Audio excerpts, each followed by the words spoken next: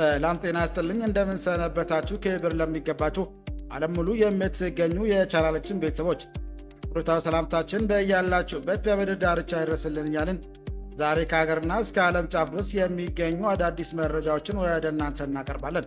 የብራን አድማጮቻችን ቀድሞ ዩቲዩብ ቻናላችን ስለተዘጋብን በአዲስ ቻናል ወደ እናንተ ተከስተናል። አንተም ሰብስክራይብ ሼር እያደረጋችሁ አዳዲስ መረጃዎች እንደተለቀቀ ወዲያውኑ ወደ እናንተ እንዲደርስ ደውል ምልክቱን በመጫን በርታት እንድትሆኑ ዘንድ እየተማጸንን በቅድሚያ አርዕስተ ዜና እናሰማችኋለን።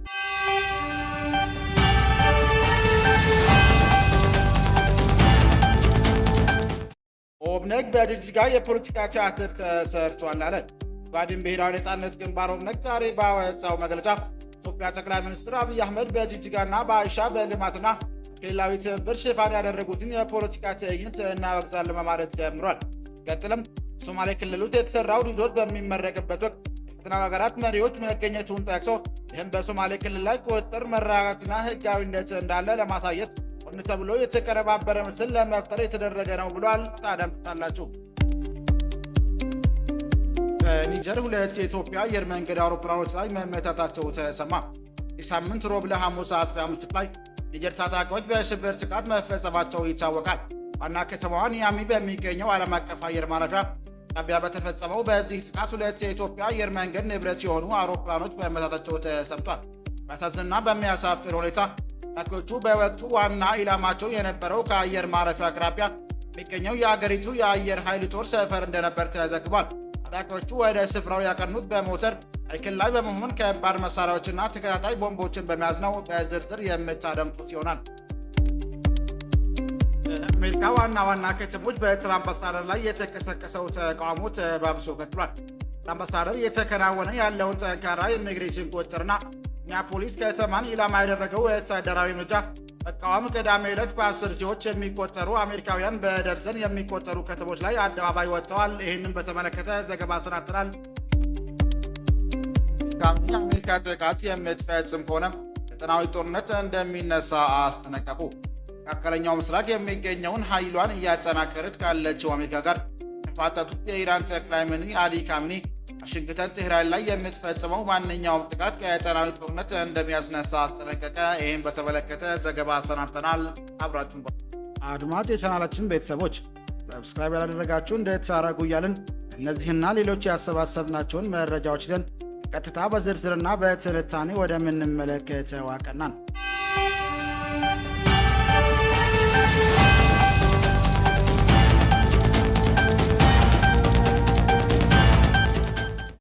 ኦብነግ በጅግጅጋ የፖለቲካ ቲያትር ተሰርቷል አለ። ጓድን ብሔራዊ ነጻነት ግንባር ኦብነግ ዛሬ ባወጣው መግለጫ ኢትዮጵያ ጠቅላይ ሚኒስትር አብይ አህመድ በጅግጅጋና በአይሻ በልማትና ክልላዊ ትብብር ሽፋን ያደረጉትን የፖለቲካ ቲያትር እናወግዛለን በማለትም ጀምሯል። ሲቀጥልም በሶማሊያ ክልል ውስጥ የተሰራው ሪዞርት በሚመረቅበት ወቅት ቀጠናው ሀገራት መሪዎች መገኘታቸውን ጠቅሶ ይህም በሶማሌ ክልል ላይ ቁጥጥር፣ መረጋጋትና ህጋዊነት እንዳለ ለማሳየት ሆን ተብሎ የተቀነባበረ ምስል ለመፍጠር እየተደረገ ነው ብለዋል። ኦብነግ ሸበሌ ሪዞርት ምርቃትን በዚህ መግለጫው ይህ የልማት ምዕራፍ መክፈቻ ስነስርዓት አልነበረም ብሎታል። በአባሉም ሲያብራራም አብይ አህመድ ከጎረቤት ሀገራት ለመጡ መሪዎችና ከፍተኛ የክልሉ ባለስልጣናት ሶማሌ ክልል በእሱ ቁጥጥርና ትዕዛዝ ስር መሆኗን የገለጸበት ነው ያለው ኦብነግ ጨምሮም ይህ የፖለቲካ ቲያትር የተሰራው በአማራ፣ አፋር፣ ቤንሻንጉል ጉሙዝ፣ በጋምቤላና በሶማሌ ክልል ጭምር ግጭቶች በተስፋፋበትና ማዕከላዊ መንግስት አቅም በተዳከመበት ወቅት ነው ሲልም ከሷል። ፓርቲው በመቀጠልም ይህ ትዕይንት የተፈጸመው በምዕራብና ምስራቅ ትግራይ በተከፈተው አዲስ ጦርነት የመንግስት ወታደሮች በቲዲኤፍ የተሸፈነበት ማግስት ነው። በአማራ ክልል በፋኖ እንቅስቃሴ የተነሳ ሰፊ ቦታዎች መንግስት ቁጥጥር ውጪ ባሉበት ወቅት ነው። ኦሮሚያ ውስጥም ግጭቶች እንደቀጠለ ነው ያለ ሲሆን እነዚህ ሁኔታዎች የመንግስት ስልጣን እያበቃበት መሆኑን የሚያሳይ ነው ብሎም ጠቅሷል። ኦብነግ ጨምሮም አገዛዙ አገሪቱን በወታደራዊና በፖለቲካዊ ማረጋጋት ባለመቻሉ ውድቀቱን ለመሸፈን ሪዞርቶችን እያስመረቀ ነው ካለ በኋላ ለአንተ የተመረቀው የሸበሌ ሪዞርት ካለ ሶማሌ ህዝብ ፍቃድ የተሰራ መሆኑና ሶማሌን ህዝብ የማይወክል መሆኑ ነው ገልጿል።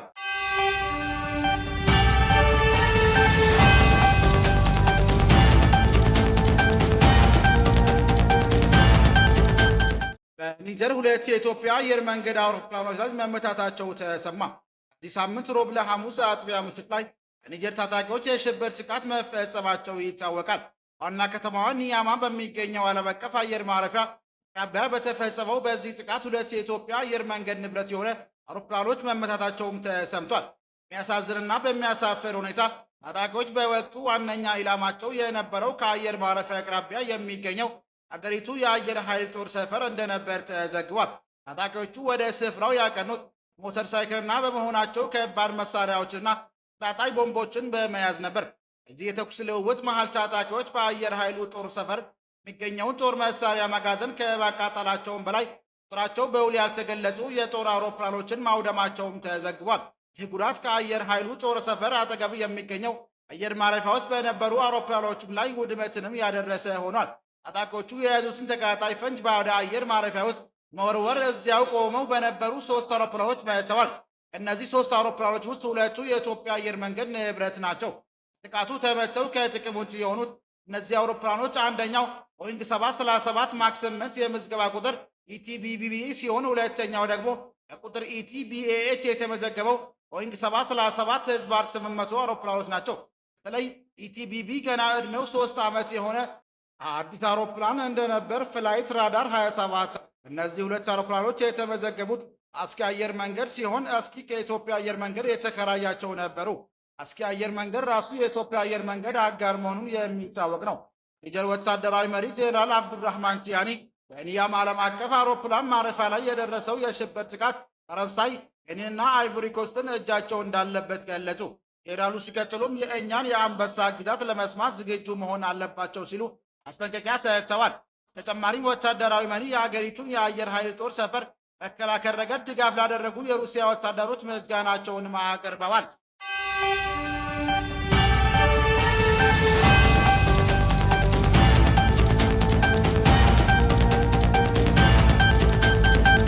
በአሜሪካ ዋና ዋና ከተሞች በትራምፕ አስተዳደር ላይ የተቀሰቀሰው ተቃውሞ ተባብሶ ቀጥሏል። ትራምፕ አስተዳደር እየተከናወነ ያለውን ጠንካራ የኢሚግሬሽን ቁጥጥርና ሚኒያፖሊስ ከተማን ኢላማ ያደረገ ወታደራዊ እርምጃ በመቃወም ቅዳሜ ዕለት በ10 ሺዎች የሚቆጠሩ አሜሪካውያን ደርዘን የሚቆጠሩ ከተሞች አደባባይ ወጥተዋል። ፖርትላንድ ከተማ በወራት ውስጥ የታየው ትልቁ ተቃውሞ ተካሂዷል።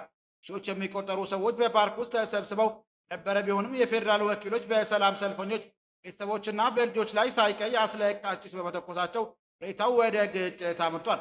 ሚኒያፖሊስ ተቃውሞው የተቀሰቀሰው ፌዴራል ወኪሎች ሮኒ ጉድና አሌክስ ፕሬት የተባሉ 2 የአሜሪካ ዜጎችን መግደላቸውን ተከትሎ ነው። ከተማው ያሉ አብያተ ክርስቲያን ለሰልፈኞች ያላቸውን አጋርነት ለመግለጽ ደውላቸውን በከፍተኛ ድምፅም ደውሏል። ሎስ አንጀለስ በመቶዎች የሚቆጠሩ ሰዎች ከተማው አስተዳደር ህንፃ ፊት ለፊት ተሰብስበው የፌዴራል ኢሚግሬሽንና ጉጉ አስተባባሪ አይሲን እርምጃውን አውግዟል። ፕሬዚዳንት ትራምፕ በሰጡት መግለጫ ፌዴራል ህንፃዎች የተቃዋሚዎችን ኢላማ የሆኑ በመሆናቸው ኢሚግሬሽንና የድንበር ጠባቂ ወኪሎች ህንፃዎችን ጥበቃ እንዲጀምሩ አዘዋል። ተጨማሪም ህዝቡ ዘንድ የናረውን ቁጣ ለማርገብ አወዛጋቢ የሆኑትን የድንበር ጠባቂ አዛዥ ግሪጎር ቦቪኖን ከሚኒሶታ ማንሳት ቶም ሆማን የተባሉትን የድንበር ጉዳዮች ኃላፊ ወደ ስፍራውም ልከዋል። አልክስ ባሉን ዩናብግን የመጣ ስደተኛ ሩሲያ ዩክሬን በመውረድ ሰብአዊ መብትን ልትነጥቅ ትሞክራለች፣ ትራምፕ ደግሞ ሩሲያን ይደግፋሉ፣ አሁን እዚህ አሜሪካ ውስጥ በእሱ ፖሊሲ ምክንያት ንጹሃን እየተገደሉ ነው ሲል ቅሬታውንም ገልጿል። አልባ ሉሲያ የኮሎምቢያ ተወላጅ ፕሮፌሰር በበኩሏ የአሜሪካ ዜግነት ቢኖራትም አሁን ላይ በአሜሪካ ደህንነት አይሰማኝም ስትል ስጋቷን ገልጻለች። የተያያዘ ዜና የቀድሞ የሲኤንኤን ጋዜጠኛ ዶን ሌመንን ጨምሮ 2 ጋዜጠኞች በቤተ ክርስቲያን ውስጥ የተካሄደውን ተቃውሞ ሲዘግቡ ነበር የሚል ክስ መመስረቱ የፕሬስ ነጻነት ተሟጋቾችን አሳስበዋል።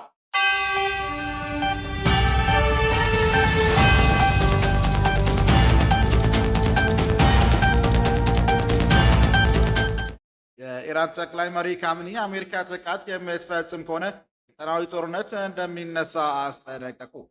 መካከለኛው ምስራቅ የሚገኘውን ኃይሏን እያጠናከረች ካለችው አሜሪካ ጋር ተፋጠጡት የኢራን ጠቅላይ መሪ አያቶላህ አሊ ካሚኒ ዋሽንግተን ቴህራን ላይ የምትፈጽመው ማንኛውም ጥቃት ቀጠናዊ ጦርነት እንደሚያስነሳ አስጠነቀቁ።